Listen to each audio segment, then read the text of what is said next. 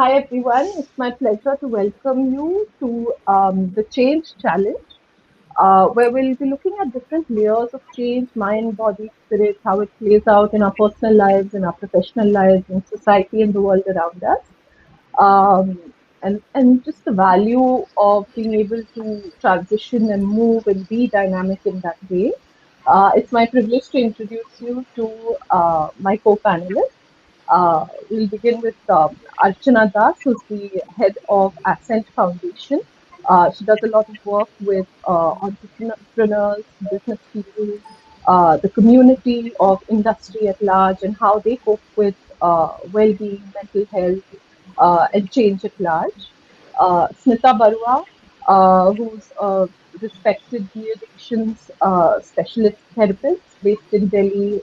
She had a flourishing private practice in Singapore, and very glad to have her perspective on resilience training, why we get stuck and are unable to change out of certain habit patterns. Happy to introduce Nawaz. Nawaz Modi Singhania, of course, all of you would know, is a body and fitness expert. She's somebody who looks at change very tangibly in terms of how the body resists it and adapts to it, and also in a very integrated way, very thoughtfully and spiritually as well. So I'm very keen on hearing her perspective. And of course, Niranjan, who's award-winning lyricist, screenwriter, filmmaker, producer, composer, talk show host. Um, uh, Best known for Kal Ho Na Ho, arguably everybody has their favorite with his. I find Kal Ho Na Ho my favorite and most relevant to change, which is why I mentioned it, but of course his latest Devi also. So I'd be really looking forward to everybody's views on the change challenge. And why is it a challenge right now, right? Because we've come through this period of the pandemic where things are just, all our lives have been upturned in some way or the other, however big or small, professionally or personally. So let's sort of begin with defining what the challenge is for us in each of our lives. So, Archana, would you like to begin? I know you do a lot of work with the business community, entrepreneurs, industry. Uh, and of course, after health, right now, the biggest hit that we're facing as a community and society, as a nation, is the economy. So, what is the biggest challenge for change right now? Right, right. So we work with entrepreneurs who are growth stage, not necessarily startups. So these are organizations which have been in existence for some time, making a certain money, and what we typically call SMEs and MSMEs organization. While they're going about, focusing on growth and transformation in their own organization, here comes pandemic, and now they are there only for survival, right? Overnight, world changes for them, but not only changes for them personally, but changes for the livelihoods that they are responsible for as well. So there is change in business model. There needs to be change in the markets that they're going to. There needs to be change in people, that they are with them, to let them go or to keep them. Those were all the challenges, because these are never easy things to handle for an entrepreneur. They're so committed, and to and in their own self, right?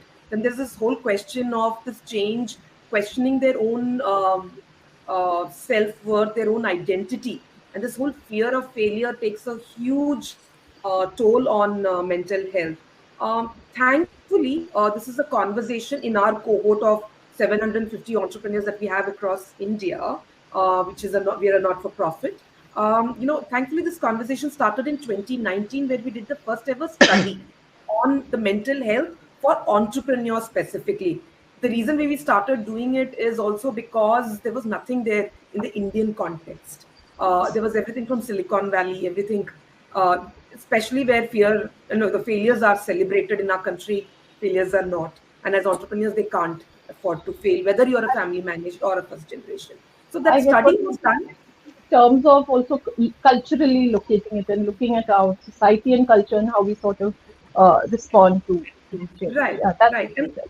right. And always the optic illusion is always to come out as this strong person who's carrying everything on their shoulder, right? There is no space for vulnerability. There is no space to have help. There's always that loneliness when it comes to entrepreneurs' journey. I'm going to toss that point actually to Niranjan right now because he's somebody who's looked at this sort of vulnerability and sort of captured it really sensitively in his music, in his work, in his screenwriting a number of times over the screen. Niranjan, looking at popular culture, Indian society, what do you make, and especially in the context right now of the film industry, which over the past 1.5 years has been hit with so much change and so brutally. What do you think where the challenge for change is? Do you think that we are not vulnerable enough as a society? Uh, I think we've been on this path for several years now, actually, Gayatri. The fact that, change has been, like, for instance, if you see my generation, when we grew up, from the time I was born till I was about, say, 20, in the 2 decades, the change was very slow. We started off with the radio, and the maximum we reached was television. Whereas from the time I've been 20 to now 50, in the last 30 years, we have jumped through many hoops of technological, landmarks, uh, human landmarks in all kinds. So, in that sense, I think we've been changing quite rapidly for the last 30 years. I would definitely think so in many ways. But in the process, what happens is there's all the changes like we discussed earlier also, Gayatri, change is two-pronged. One is a change that happens around you, and one is a change that happens within you. So So well when you said. are rapidly running about chasing the change that is happening outside of you, sometimes I think you neglect or parts of you inside are not paid enough attention to. I think this pandemic has shifted focus from the outside change to the inside change in human beings. Like That's suddenly everything stopped, suddenly everything outside just came to a halt, and you had no option but to focus on areas within yourself that may have needed change. And I think that's what we are grappling with now. Of course, many of us have been on the journey of introspection or have been on the journey of the internal changes, which is why we are slightly better equipped than others who have probably not done that. So I think we are just grappling with that mostly, with what we've the been inner doing work. for a very, Yeah, yeah. yeah, yeah. Very well said. Smita, I see you nodding in agreement over there. Do you find, this world of the inner change is entirely your world, and what you sort of help people who are struggling with? What do you feel that these past few months of the pandemic have sort of thrown up in terms of challenges? And has it made it any harder or even easier, probably?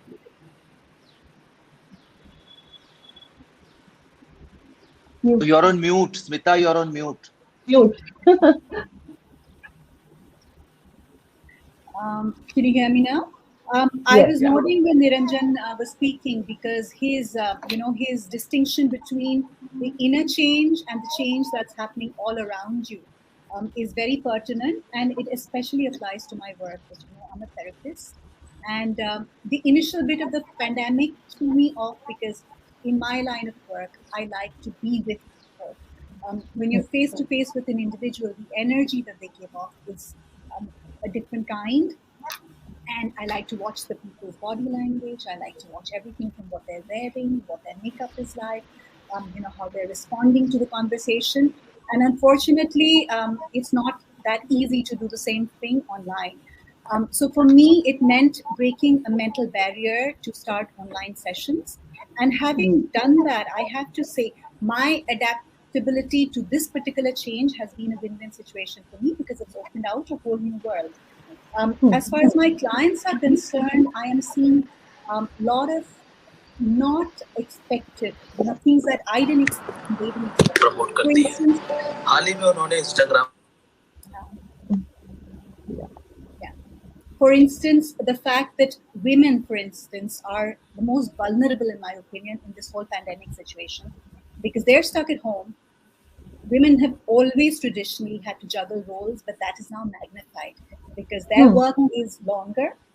The demands of the family are always there, and she's always on call. So I know women who get maybe 6 hours of sleep, and from the time they wake up, they're on duty because they have to juggle at work and home balance. The other scary part that I see with women is for the first time in their lives, they are locked in with their tormentors, women in abusive relationships, women in bad marriages. They're stuck in a situation where they can't escape, and that's terrifying. Then I see children who are traumatized because you put them in a situation where not everybody, remember, has access to a computer or to fancy technology. They're having to study and to engage in a situation where they don't understand the teachers. They don't have the peer, referrals. They're isolated. They're stuck at home with families where there might be generation gap, where there are space issues. So that's leading to anxiety, depression, stress, lack of motivation. So we've seen this whole gamut of things that are blowing up. Fortunately, some homes and some communities are now coming to terms with this new dynamics, and they're taking redressal measures. For instance, their schools are reaching out to me and saying, will you have workshops for children or for their teachers? Because remember, even for teachers, it's a different thing. But it's a slow process. And I've said this before and I repeat, right now we're somehow coping with this pandemic, gritting our teeth and just marching ahead. But at some point, we will see severe cases of PTSD, which is post-traumatic stress. Because when you're in situations of crisis, the human instinct is to just survive. It's only when you sit down and you process what's happened is when all the emotions come tumbling in. Yeah. That's extremely beautifully put, Smita. Thank you so much.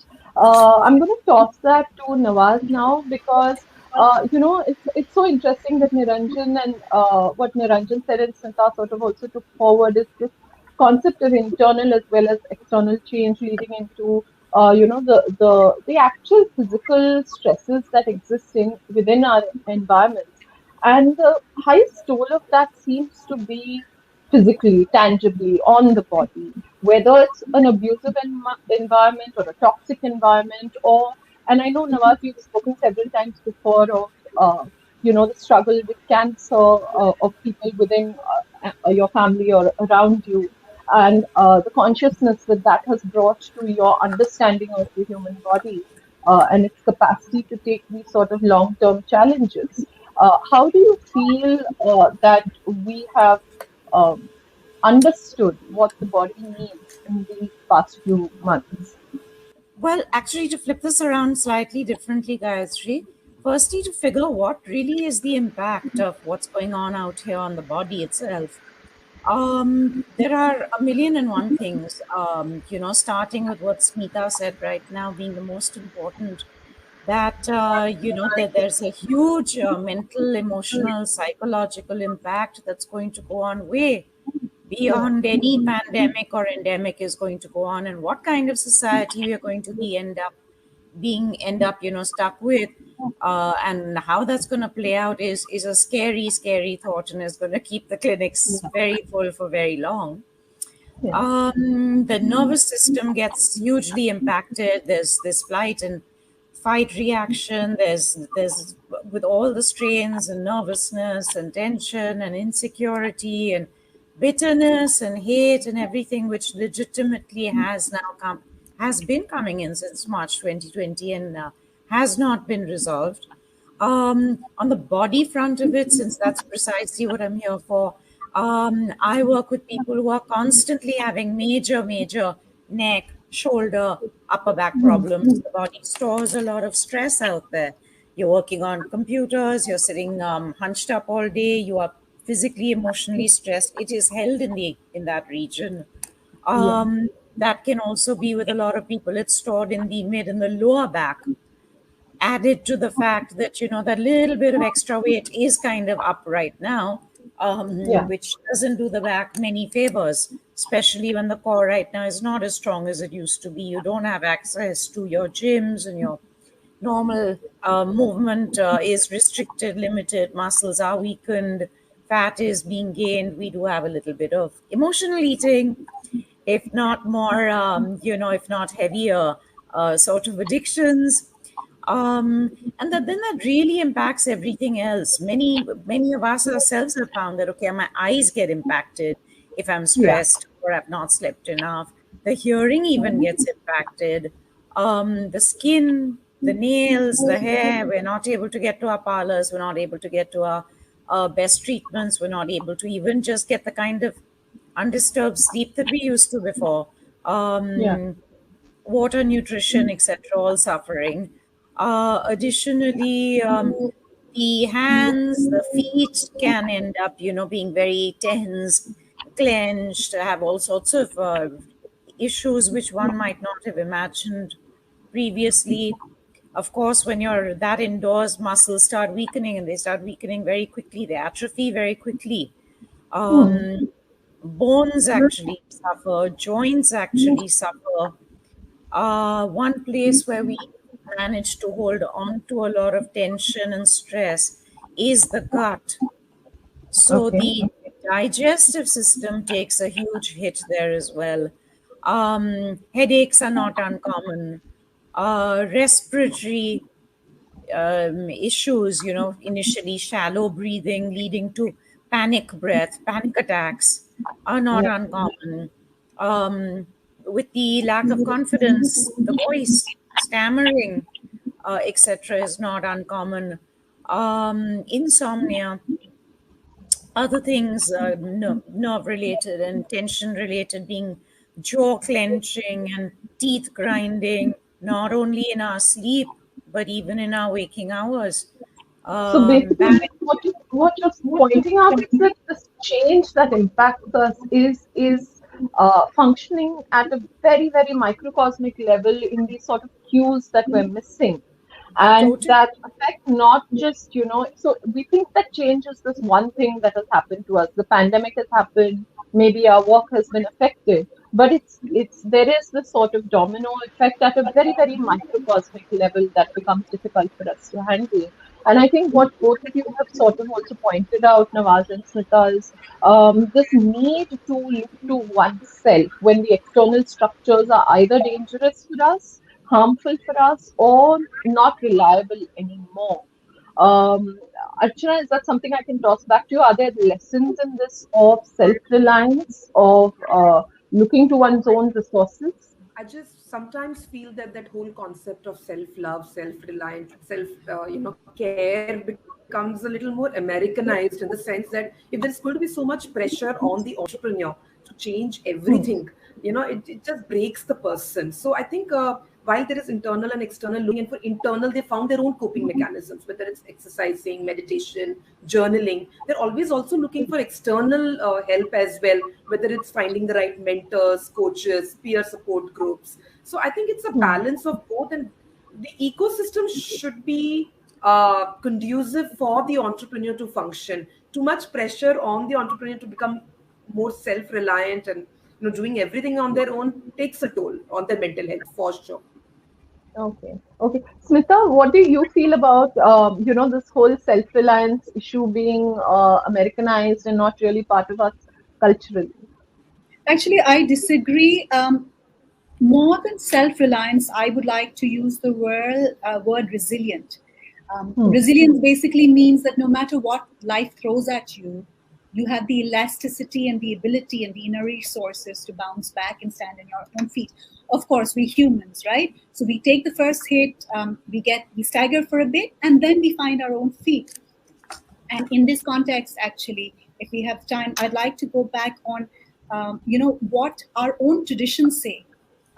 We're so focused on what the West is saying that sometimes in times of stress, we forget our own traditions.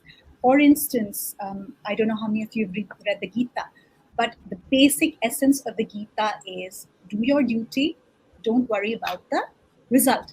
What is it actually saying? That the only thing that you can control is the here and the now.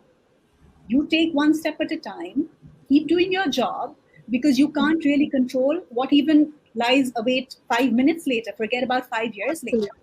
So you can focus on the here and now, and then let the world unravel as it will. And the world is inherently chaotic. You can't try and control that. The problem, because the world is unraveling beneath our feet. And, we are like, we have never had to focus on the now as much as ever before. I would disagree there, Gayatri, because if you think about it, in many ways, we are the blessed generation. We get so caught up in the pandemic right now that we forgot what our ancestors have had to face with. In living memory, we had 2 world wars, we had famines, we had the Spanish flu, and they didn't have the technology or the communications that we do have now. So I think in moments like this, gratitude and perspective is important. Yeah, so also I can see that you're a big believer in that resilience, seeing what we have, working with what we have. Yes. Nawaz, isn't that also an essentially tangible, physical, sort of almost philosophy of the body? To sort of resilience is so important in strength training, in understanding what your body needs. How do you think that we can sort of focus on that and improve that? So, I believe that you don't have anybody else to rely on these days. You can't rely on your docs. You don't want to get out to a hospital or a clinic or any diagnostic center. That's a heart attack in itself, my God. So what do you have? What are you left with? Rely on yourself, which is what we've always been talking about. That good health really is your birthright. And if we earlier thought of, exercise or cardiorespiratory fitness is okay, a bit of a luxury, hell no. Now it's very much a necessity. Your life very much depends upon it. So we found, of course, new ways during the pandemic of having our online classes and online personal trainings, etc., which gives you everything that you get outside with a few adaptations because you don't have the equipment that you used to have. You have many household items that you adapt and use and get on with it. And Yeah. no, happy hormones are released in the brain, your serotonins and dopamines and endorphins, etc., your feel good hormones. And what's there not to feel good about when the body is coming back into shape? You're regaining your strength, losing weight, regaining your flexibility, etc. So it's really all good. I mean, you do what you can, and that's good enough. Yeah, yeah, I think that's an important point you've brought up, in Smita, also about this gratitude and perspective and seeing what we have and using those resources, which Archana is a very entrepreneurial, we're called a Jugaad society for a reason. Yeah, yeah. And do you see that? And also, do you make a distinction in the community that you work with between men and women and the way in which we use resources and are able to uh, have that perspective for what we have and our ability to build on that. Sorry, could you repeat that? I couldn't hear you.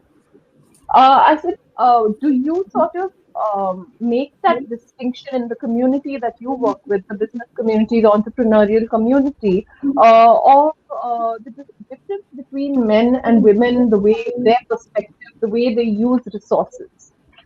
Right, right. So male and women entrepreneurs, is that what we're talking about, Yeah, right? yeah. So yes, so that's very interesting. I must tell you that in our cohort also, the number of women entrepreneurs have actually dropped during pandemic because not only were they, running businesses, now they're, they have to be at home full time as well.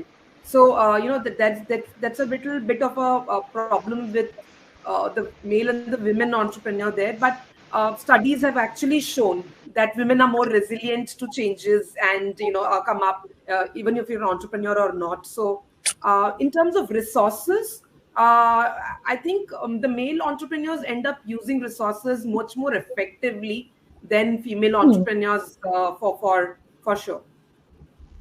Okay, okay. Hi Niranjan, I think you've done a kal ho na ho on us. Oh, there you are. You're back again. No, Uh, I've been able to see y'all and hear y'all throughout. I don't know why y'all couldn't see me. you're like the invisible, hand behind this little show that we have. What do you feel is the difference between the way do men respond differently, do women respond differently? Do we have resilience built into us culturally? What is your take as an observer of the society? I honestly don't like to make the distinction between a man and a woman. And I really, I mean, I have a lot of friends who are women and men. And I've seen that this has affected everybody uniformly. I mean, not in the same ways or maybe not in the same directions, but it has impacted all of us equally. I mean, if there is trauma, it's equal trauma. If there is Yeah. comfort, there's equal comfort. If the trying is as hard for a man as it is for a woman, especially with these kind of spaces which are more internal, Okay. where there is depression, where there is, because that doesn't have really gender specific roles. It's a mind grappling with the issues. So whether it's a man or a woman, as far as the society and culturally is concerned, I think in a way, I mean, much as I've cursed the pandemic and been really, angry about the way everything has panned out, Yeah. on a very subliminal way, I'm quite glad it happened also, because I think a large part of me I discovered during this phase, which I think if things were going on well enough, I may not have. Well, the process was not really comfortable. It was not convenient. It was quite traumatic. But having said that, after like 1.5 years of going through this, when I look back, I feel there's a large part about myself that I've understood. And even for someone who's so, especially for someone who's so resistant to change like I am, I don't like Mm-hmm. change at all. Right from my childhood, I've always fought change. I have always fought for status quo. And this space has really thrown everything to the winds, and all my checks and balances have really been blown away with this situation. And when I look back after a year and a half, I just realized that, yeah, I did walk through when this there is path kicking and depression. screaming, but I had to go through it, because that's one of the biggest learnings, actually, if you ask me, is that change is inevitable. And we Yeah. are all constantly trying to find ways and means to mitigate those changes for us, or the impact that the change that has on us, especially when they are not conducive to what we want. We want to change that. But I think my realization through this process has been that that's not going to be possible. No matter how clever you are, no matter how resourceful you are, no matter how rich you are, no matter how famous you are, change is not something that is going to stop for you, for the world, for your surrounding, for just everything at large. So ultimately, I think in a way, I'm glad that this has happened even to a culture like ours, because our culture is also, you know, it's only recently that to each his own has been introduced into our culture. Self Yeah. love, look after yourself first before you look. This is a recent phenomenon for our culture, because Yeah. for us Yeah. as Indians especially, we are always surrounded by family. We are always taught to put the interests of your immediate loved ones over yours. Even when Yeah. you're in an office, a colleague who's going through suffering, well, you take on their share of work. If a boss is a boss, then you sort of bow your head to everything that is. So it's a culture that has always taught us to put others before ourselves. It's a new To introduction support. for us, where we are talking about self-love, where we're talking about what we are going through, where we are saying it's okay to say no. I mean, throughout my childhood, it was not okay to say no.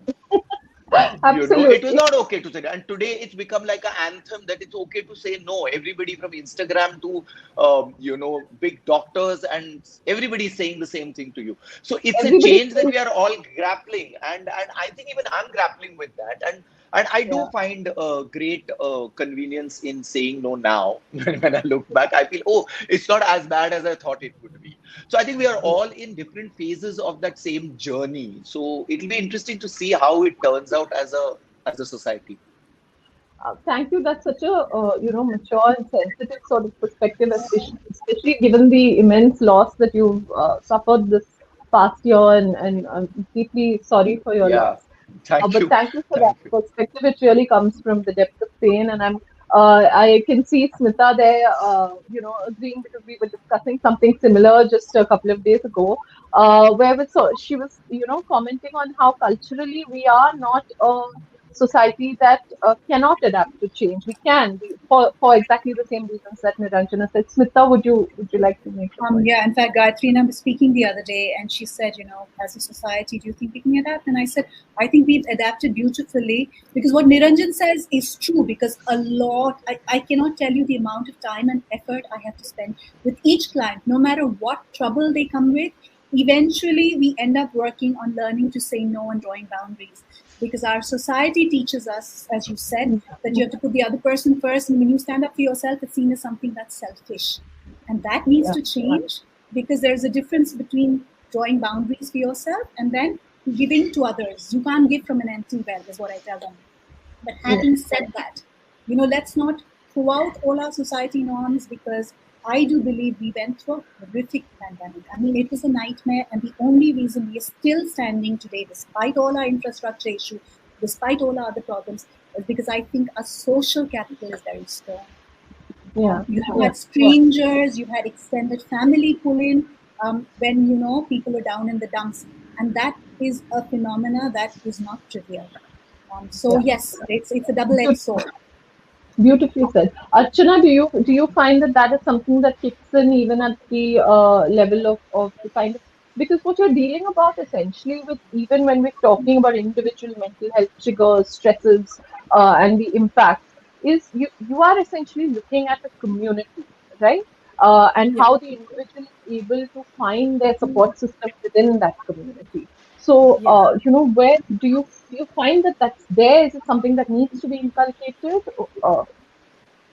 Yeah. So as entrepreneurs, they are expected to be self-driven and resilient. And grittiness all is a definition of entrepreneurship. They go beyond whether it's family managed or first generation. They're starting on their own.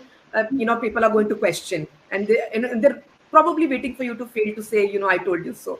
Or if it's a family business, then you have a legacy to carry forward. So there's a stress a lot on that, and the loneliness is a part of their entire existence, right?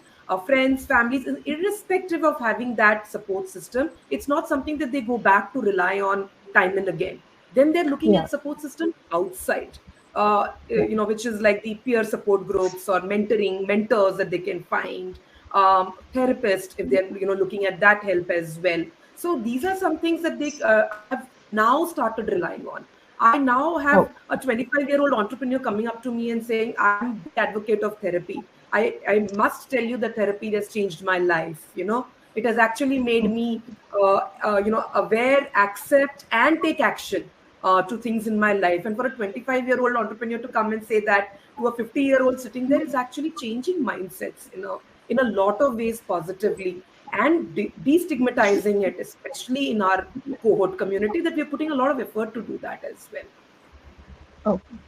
Nawaz, do you find that when we think of ourselves as individuals, as bodies in the larger community, do you think that what is the way that we need to integrate who we are within the larger community in a way that we get support? So I'm a strong believer of you have to put yourself first amongst equals. You can't be putting, as a female especially, you can't be putting your kids and your in-laws and your husband and your father and your everybody before you, even in a selfish way for them, because if you are there in their support, you can't possibly be if you've fallen apart at the seams. So yeah, it's so important, and it's so important to seek that help that we all need. It's not even in these times. I mean, we do need to talk to somebody we trust.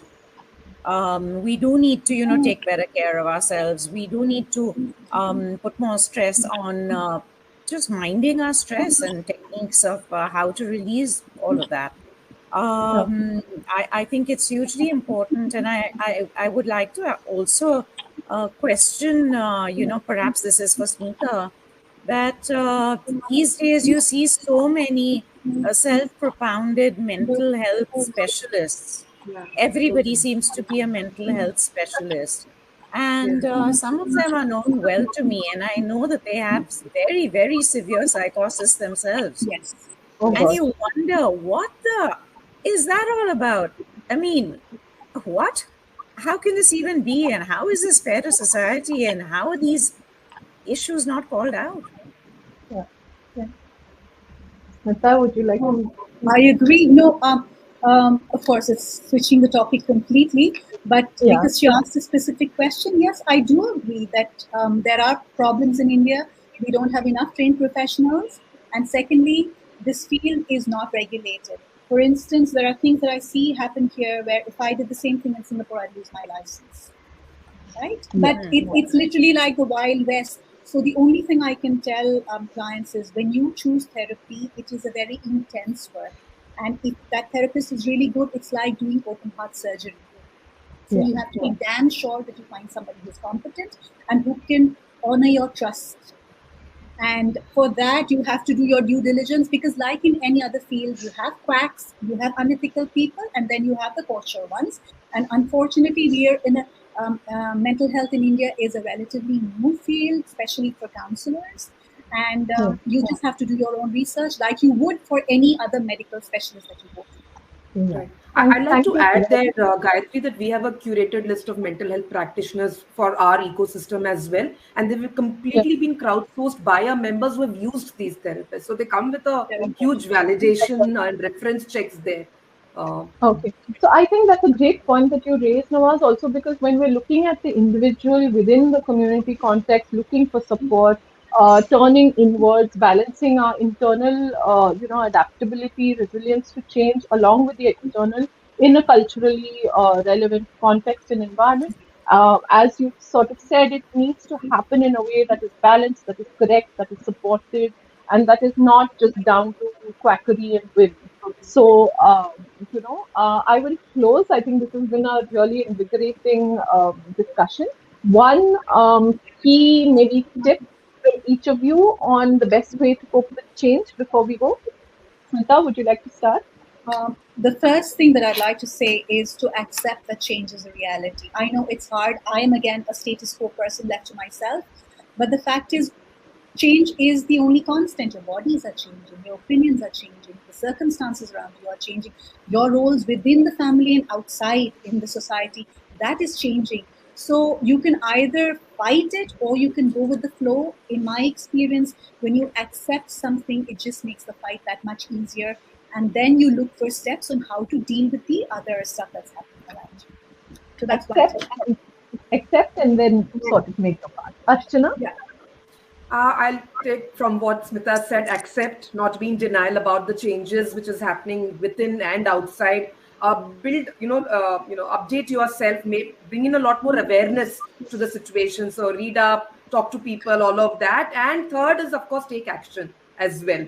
To make those changes and adapt to those changes as well. Because I have always found change in my life, like I was mentioning, as a army kid moving around all the time in different areas. I have always found change personally very evolving journey for myself. Wonderfully evolving journey.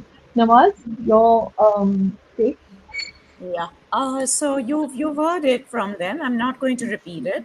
But I'd like to add on to say that I think a huge change for us has been and really ought to be to realize that earlier we might have been very tolerant of a lot of people and a lot of things because we just were. And now Yeah. we've all changed in the sense that we've become a lot more quality conscious about who we want to spend our time with, who we will give our energy to, and about cutting the rubbish out of our life. And maybe that actually, on some level, increases mental issues because those who have them feel more alone and feel more slighted and feel more out of the fray. But I think that's such an important thing to not let that one rotten apple spoil the barrel and just cut the nonsense out and realize that we've been given a new lease of life, make very good use of it. So also accept change and want the kind of good make change the that you want make to the do. right change some of the people in your life. Yes. Yeah, very, Yes. very important. Yeah. Niranjan, your I position on think it. all things accepted that change is inevitable and all that, and while that takes a long time, I think people should focus on the process. I think the process cannot be standardized. It cannot be equal for everybody. Everybody will have a different process of coping with change, adjusting to change, understanding change. And from my own experience, I've understood that there's a whole lot of things that seems perfectly logical to the whole world, but it doesn't make Yeah. sense to me at all. And that Mhm. is the part that I needed to work on. And for that, I had to really figure out my own process. Yes, there Yeah. will be help with healers, there will be help with psychiatrists, counselors, meditation, breathing, and all that. But how much of which needs to be used when is a process that you have to define for yourself. And You have that to own. process is something that people need to study. It's a long process because there is no handbook for it. You have to do it someday, fall apart, wake up, then say, okay, this was not working, let me try it this way. And it's a long process. It's taken me literally, 7 years now to Hmm. reach this space where I can speak the way I'm speaking about change. It's a 7, 8 year process. And initially, when I began, I just thought that it was a never-ending process, and it is a never-ending process. But I think you start seeing results after a few years, and that really encourages you. So I would say that people should really focus on the process that helps them the most. Yeah, sort of own your change, make it your own, and define your own path given what the solutions and paths are available to you. Beautifully said. So I'm going to wrap with that. My simple take on change is that own your change before it owns you.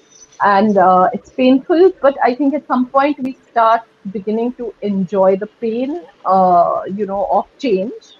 And that's when we begin to allow it to change us and transform with the transformation. So thank I'm you so glad you're much. saying, I'm glad, Gayatri, you're saying that we learn to love it because I've still not reached the stage where I love it. Right now, I'm just living with it like a roommate in a house. Oh Right. gosh. I hope you'll have And a rent beer free, I together, must have a add. glass of Yeah, wine. yes, I read. Okay, yes. Well, let's not deny that it's painful. It is painful, but we kind of, sort of adapt and Yeah, become friends with our enemies as such. yes. Thank you so much for coming. This has been such a You. fun and engaging and enlightening